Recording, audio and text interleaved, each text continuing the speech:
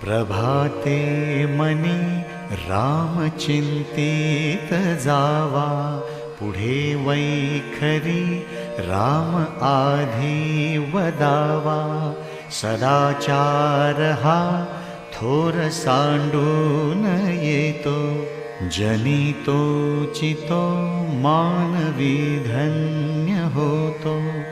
मना वासना दुष्ट कामान ये रे, मना सर्वथा पाप बुद्धि नको रे। मना सर्वथा नीति सोडू नको हो, मना अंतरी सार विचार राहो। मना पाप संकल्प सोडून द्यावा, मना